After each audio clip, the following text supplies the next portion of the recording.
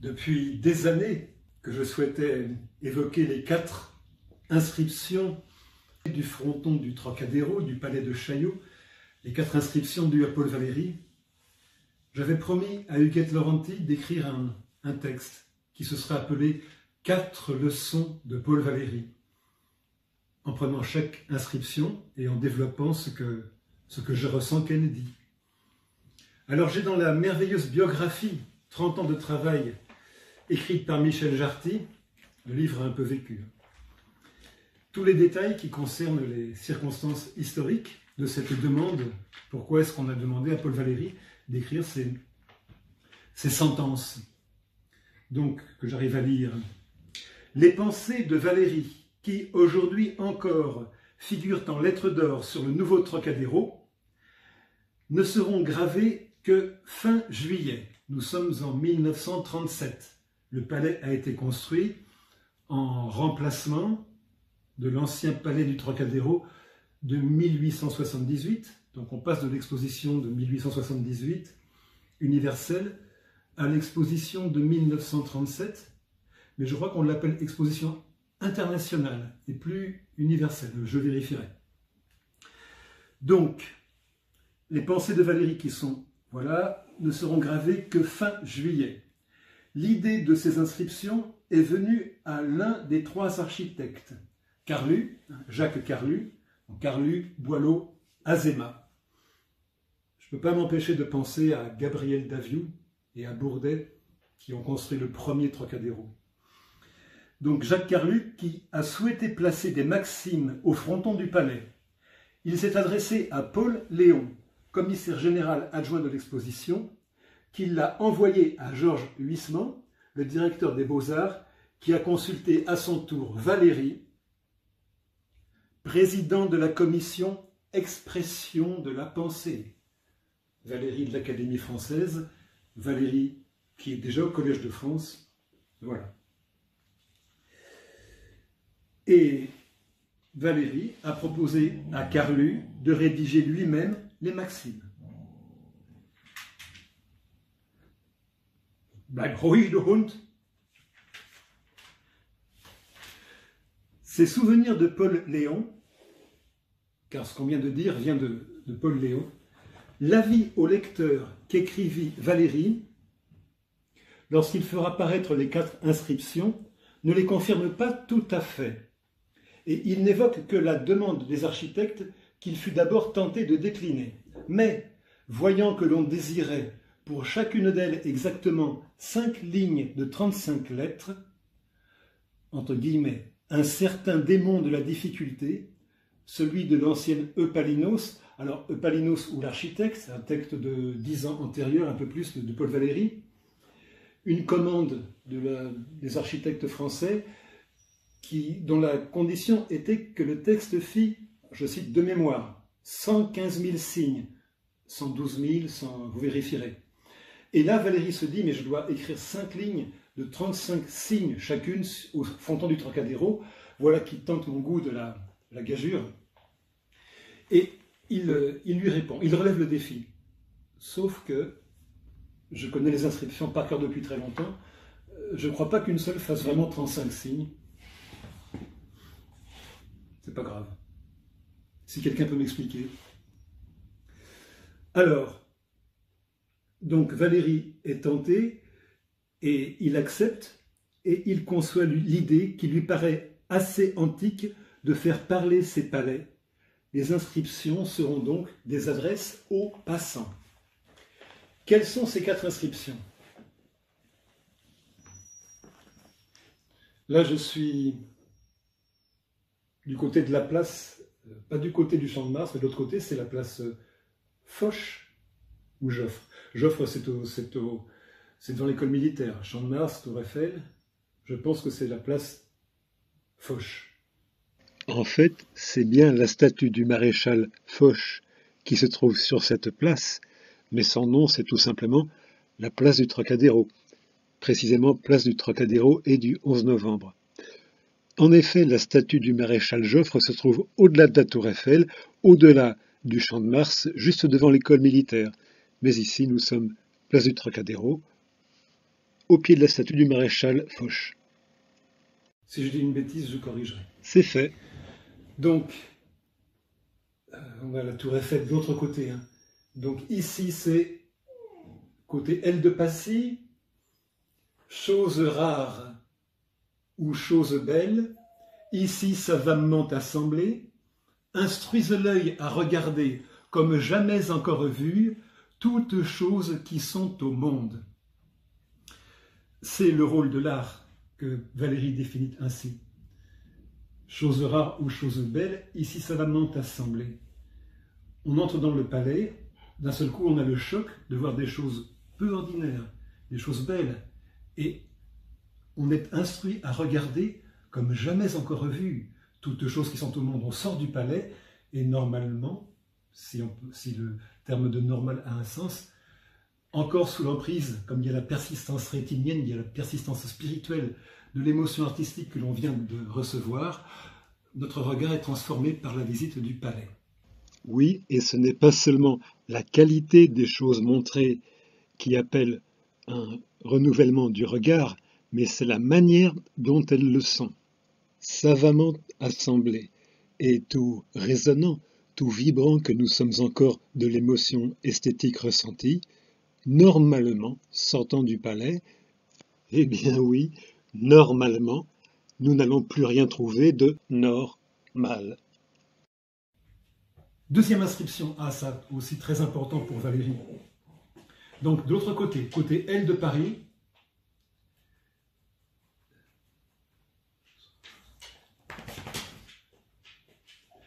dans ces murs voués aux merveilles, là c'est le palais qui parle à la première personne. J'accueille et garde les ouvrages de la main prodigieuse de l'artiste, la main prodigieuse de l'artiste, égale et rivale de sa pensée. Dis-moi, on est pareil, regarde ta patte et regarde ma main, on est pareil, on se ressemble. La main de l'artiste et la patoune du chien, c'est un peu la même chose. Mais ça, c'est très important pour Valéry. La part d'artisanat qu'on a trop souvent un peu voulu mépriser dans la création artistique, dans le travail de composition. La main de l'artiste égale et rivale de sa pensée. L'une n'est rien sans l'autre. Les gammes du pianiste, la barre du danseur, le métier. On m'avait interviewé, FR3, à propos, lors de la création d'Adonis, et pour me coincer, la journaliste me dit « Poésie, musique, Louis Latour, vous êtes un manuel ?» Et j'ai été perdu pendant un quart de seconde. Et, oui, la main de l'artiste égale et rivale de sa pensée. Hélène Bono, ce sont de vieux souvenirs. Ensuite, nous passons côté Tour Eiffel. Alors, on va tourner le dos à la Tour Eiffel, on regarde les inscriptions. Côté droite, au-dessus de l'immense statue d'Apollon. Il dépend de celui qui passe, que je sois tombe ou trésor, que je parle ou me taise, ceci ne tient qu'à toi. Ami, n'entre pas sans désir. Tu es sûr que c'est bien que je parle ou me taise avant que je sois tombe ou trésor, ou bien c'est le contraire? Ah, te voilà, toi, dragon. Ben écoute, franchement, j'ai un doute. Que je sois tombe ou trésor, que je parle ou me taise, ceci ne tient qu'à toi. Ou alors, il dépend de celui qui passe, que je parle ou me taise, que je sois tombe ou trésor. Ah, tu peux pas aller vérifier d'un coup d'aile? Oh non, je suis fatigué. Bon. En tout cas, ce qui est important, c'est la fin. Ami, n'entre pas sans désir. Les plus belles choses, les choses les plus rares, les choses les plus étonnantes sont en mesure d'ennuyer si l'on n'est pas la soif d'aller vers elles. Je reprends aussi ces quelques vers de Valéry qui sont dans son ultime œuvre. Je crois que c'est dans le Solitaire, c'est encore après mon Faust. Car il n'est d'art ni de magie qui ne demande quelquefois. Il faut y croire et il faut avoir l'envie d'y aller. Donc, et je garde de l'autre côté, donc côté L de Passy, les inscriptions. Tout homme crée sans le savoir, comme il respire, mais l'artiste se sent créer. Son acte engage tout son être. Sa peine bien-aimée le fortifie. J'avais été étonné, très jeune, j'avais découvert ces inscriptions. Je trouvais que c'était très circonstanciel, presque familier. Tout homme crée, on dirait de la conversation. Et après, je peux me l'expliquer par les circonstances. En 1937, c'est le triomphe du surréalisme. Déjà, ça fait au moins 15 ans qu'on pousse les gens à écrire, à improviser des poèmes dans la rue. Tout le monde est poète. Oui, bien sûr, tout le monde invente à longueur de temps. Je marche dans la rue, je marche sur une plaque de métal qui entoure un arbre. Ce bruit va m'inspirer quelque chose. Je vais porter mon regard sur la dame qui retient son chien d'aboyer. Je parle de toi. Ou du monsieur qui retient son chien d'aboyer. Et tout ça, ça fait un univers.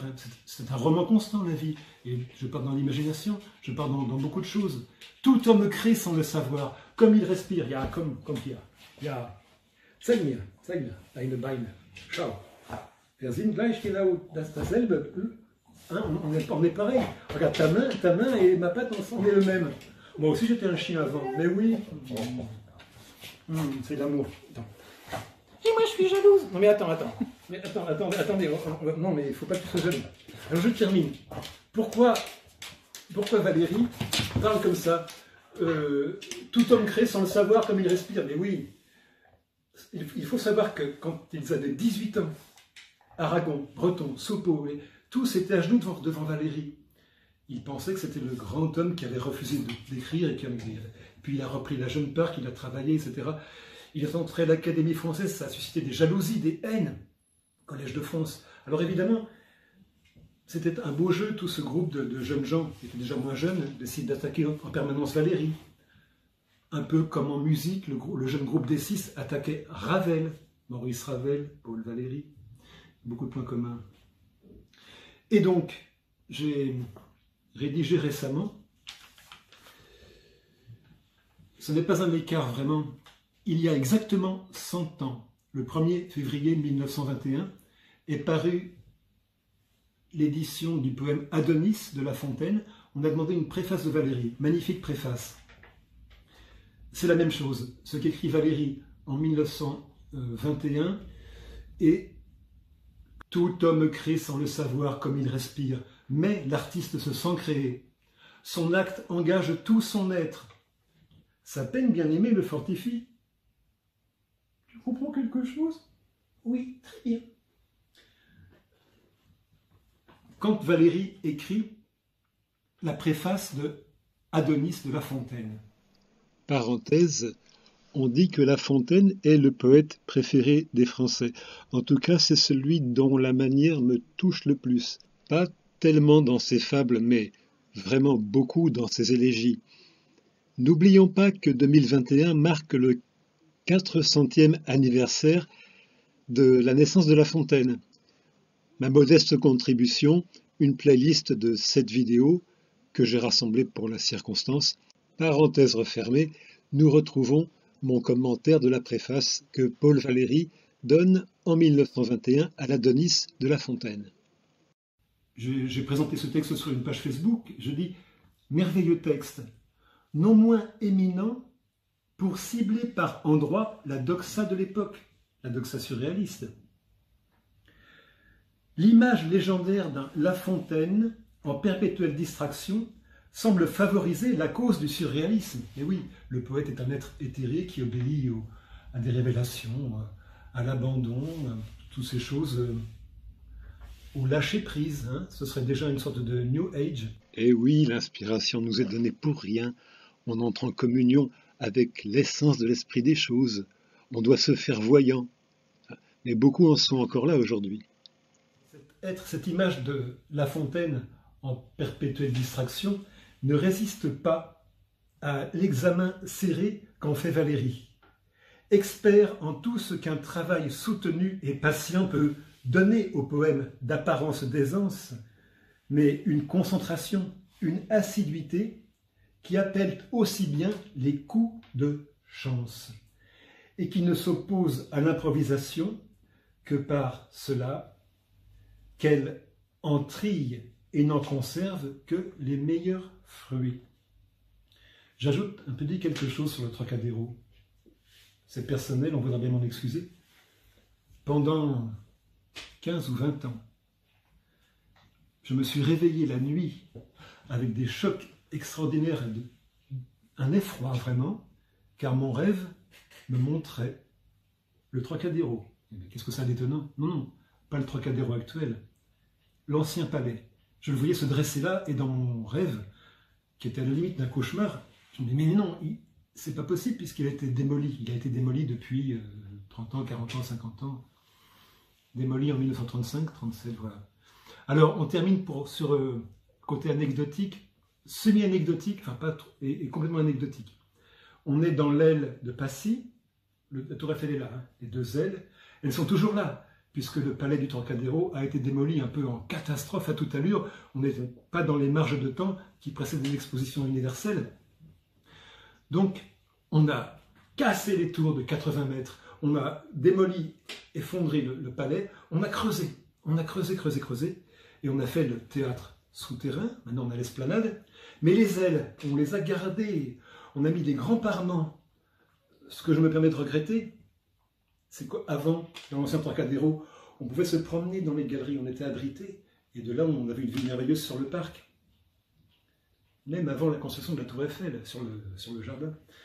Maintenant, c'est un peu dur, c'est un peu froid, mais ça reste les deux ailes de l'ange. Pour moi, c'est deux grandes ailes d'ange. Ne cherchez pas à comprendre. Et à l'extrémité de l'aile de Passy, on a le buste de Paul Valéry, sculpté par... Alors, son prénom m'échappe. Je crois que c'est Vauthier, son nom de famille. Est-ce que c'est René? Oui, puisque Valéry l'appelait Néré.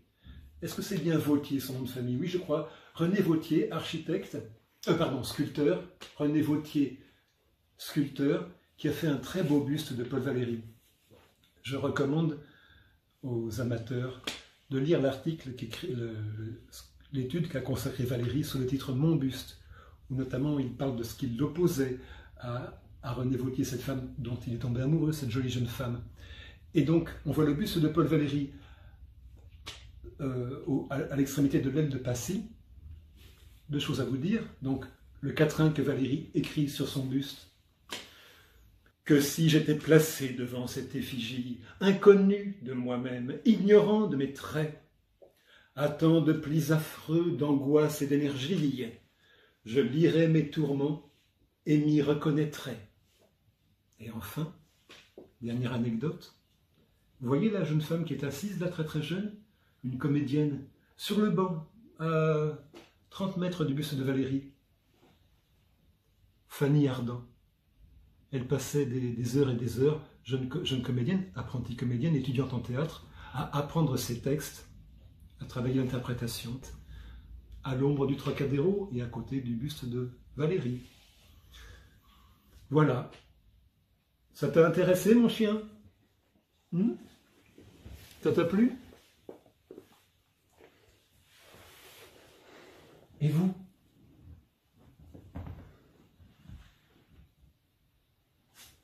C'était pas mal. Un petit supplément, un petit bonus. Évidemment, les inscriptions de Valéry ont suscité l'intérêt et l'envie, la jalousie, l'aigreur.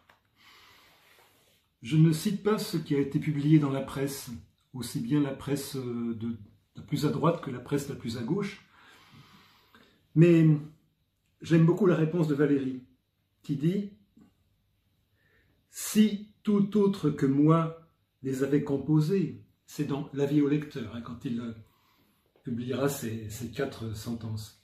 « Si tout autre que moi les avait composés, je ne crois pas que j'eusse manqué de les railler à ma façon. » L'admirable Michel Jarty dit que Valéry est beau joueur, en reconnaissant que ses sentences sont pas si fameuses. Pas du tout, cher monsieur Jarty, pas du tout.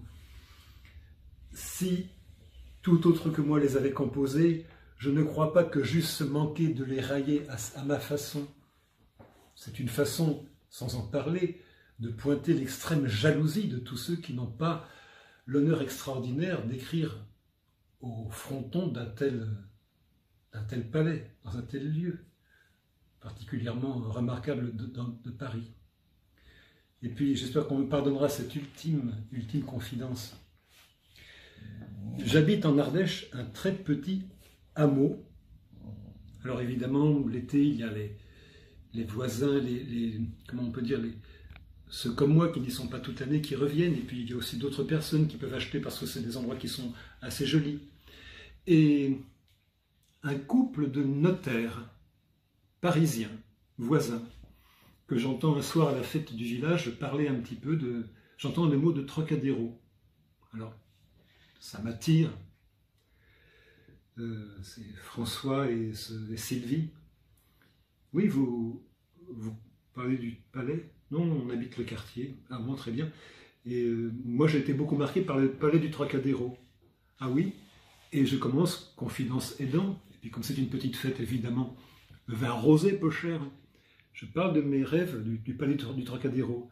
Et ces gens qui habitent à 50 mètres de chez moi, ah oui, Louis, mais vous savez que c'est moi qui ai réglé les droits de succession de monsieur Macha. Qui est Macha? C'est l'entreprise Macha et Fratino qui a démoli le Trocadéro. C'est amusant. C'est curieux. Je sais pas, moi ça m'a fait étrange.